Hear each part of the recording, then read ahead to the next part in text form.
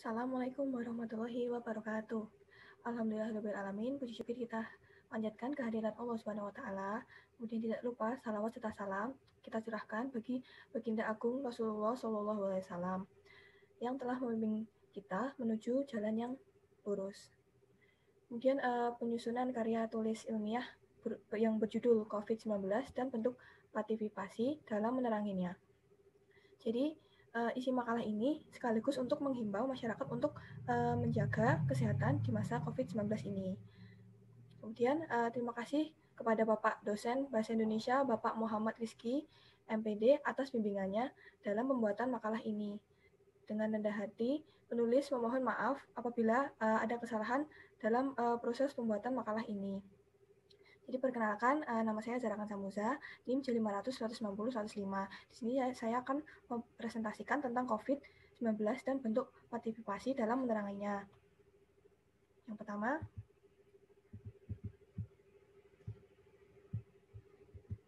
pendahuluan. Jadi apa itu kesehatan? Kesehatan itu kondisi sejahtera fisik, secara fisik, mental, dan sosial yang lengkap, dan bukan sekedar tidak adanya suatu penyakit atau kelemahan. Kemudian dengan COVID-19 sendiri, jadi virus ini itu pertama kali muncul di Wuhan, di Cina pada bulan Desember 2019. Virus ini menyerang saluran pernafasan dan dia itu akan menyebabkan demam tinggi, kemudian batuk, flu, sesak nafas, serta nyeri tenggorokan. Penyebaran virus ini sangatlah cepat, hingga memakan banyak nyawa di berbagai negara. Kemudian selanjutnya, rumusan masalahnya. Jadi apakah pengertian dari COVID-19, kemudian bagaimana cara proses penularan COVID-19, kemudian bagaimana cara menanggulangi dan mencegah COVID-19 yang benar, kemudian bagaimana bentuk partisipasi dalam menerangi COVID-19. Kemudian di sini 7 masalahnya juga untuk mengetahui pengertian dari COVID-19 sendiri, kemudian untuk mengetahui proses penularan COVID-19, kemudian untuk mengetahui dan memahami cara penanggulangan dan pencegahan COVID-19 yang benar. Kemudian untuk mengetahui bentuk partisipasi dalam menerangi COVID-19. Kemudian di sini COVID-19 itu merupakan singkatan dari coronavirus atau coronavirus disease 2019. COVID-19 itu yaitu penyakit yang disebabkan oleh virus corona yang menyerang saluran pernafasan, sehingga dia akan menyebabkan demam tinggi, kemudian batuk, flu, sesak nafas, serta nyeri tenggorokan. Pengertian dari COVID-19 sendiri, COVID-19 merupakan nama penyakit yang disebabkan oleh virus corona. Nama ini diberikan oleh WHO atau World Health Organization sebagai nama resmi penyakit ini. COVID sendiri merupakan singkatan dari Coronavirus Disease 2019. COVID-19 yaitu penyakit yang disebabkan oleh virus corona yang menyerang saluran pernafasan. Kemudian dia akan menyebabkan demam tinggi, batuk, flu, sesak nafas, serta nyeri tenggorokan. Menurut situs WHO, virus corona ini adalah keluarga besar dari virus yang menyebabkan penyakit pada hewan atau manusia. Pada manusia, corona diketahui menyebabkan infeksi pernafasan, mulai dari flu biasa hingga penyakit yang lebih parah atau MERS, dan bisa juga SARS.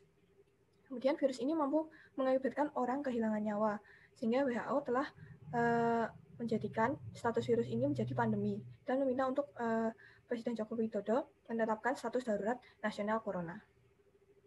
Kemudian proses penularan COVID-19 sendiri itu yang pertama, COVID-19 itu kan merupakan virus yang baru, sehingga banyak pihak yang tidak tahu dan tidak mengerti cara menanggulangi virus tersebut.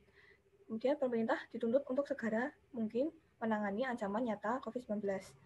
Jawaban sementara terkait persoalan ini itu ada dalam Undang-Undang Nomor 6 Tahun 2018 tentang karantina kesehatan, di mana dalam undang-undang tersebut telah memuatkan banyak hal terkait dengan kekarantinaan kesehatan. Pihak yang berwenang menetapkan kedaruratan kesehatan masyarakat dan lain sebagainya. Kemudian menurut WHO sendiri, itu COVID-19 menular dari orang ke orang. Caranya dari orang yang terinfeksi virus corona, kemudian ke orang yang masih sehat. Penyakit ini menyebar dari tetesan kecil yang keluar dari hidung atau mulut, sehingga mereka yang terinfeksi virus itu dari bersin atau batuk.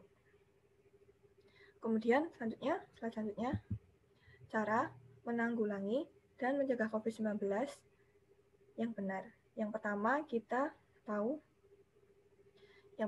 tuh secara umum harus rajin cuci tangan atau menggunakan hand sanitizer. Kemudian kurangi berinteraksi dengan orang lain.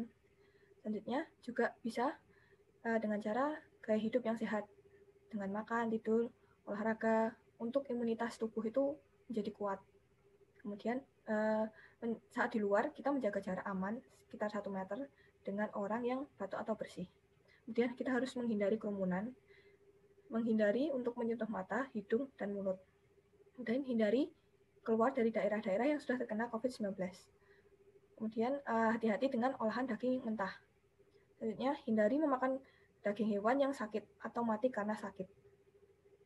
Kemudian bila ada gejala dari COVID-19, bisa flu, batuk, atau demam, bisa segera berobat, kemudian menggunakan masker bila saat sudah ada gejala.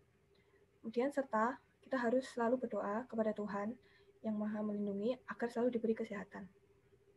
Selanjutnya, bentuk partisipasi dalam memerangi COVID-19 ini. Jadi di tengah gencarnya kebijakan Merdeka, belajar era Menteri Nadiem Makarim, negara digegerkan dengan wabah COVID-19 ini. Nah, kemudian agar pembelajaran itu tetap efektif, diantaranya kita harus tetap mengoptimalkan manajemen waktu agar waktu belajar tetap teratur. Kemudian mempersiapkan peralatan-peralatan yang dibutuhkan saat pembelajaran online berlangsung, seperti HP maupun laptop. Kemudian belajar dengan serius dan fokus. Selanjutnya, tetap menjaga komunikasi dengan pengajar dan teman-teman di kelas. Dengan demikian, pembelajaran online yang dilakukan mampu memberikan nilai positif terhadap proses pembelajaran.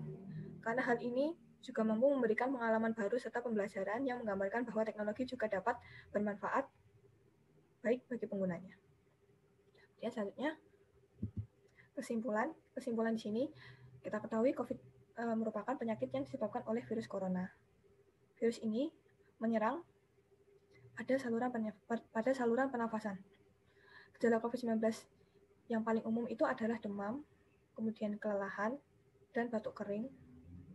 Beberapa orang mungkin mengalami sakit dan nyeri, atau hidung tersumbat, pilek, sakit tenggorokan, atau diare. Dan yang paling baru gejalanya yaitu hilangnya pembauan. Jadi kita susah untuk membau. Untuk proses penularan yang terjadi itu dari orang ke orang. Sehingga perlu sekali adanya pencegahan yang harus dilakukan. Kemudian, ada cara penanggulangan dan pencegahan yang benar. Selalu menjaga gaya hidup yang sehat. Untuk imunitas, kemudian rajin mencuci tangan, menjaga etika ketika batuk dan bersin, menghindari kerumunan, menghindari menyentuh mata, mulut maupun hidung, kemudian mengurangi interaksi dengan orang lain.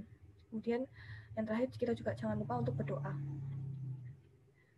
Kemudian selanjutnya saran dari saya berharap makalah yang saya buat dapat menambah wawasan bagi pembacanya agar lebih tertarik untuk meningkatkan keingintahuan tentang informasi baru yang bermanfaat tentang COVID-19 ini dan cara menghindarinya.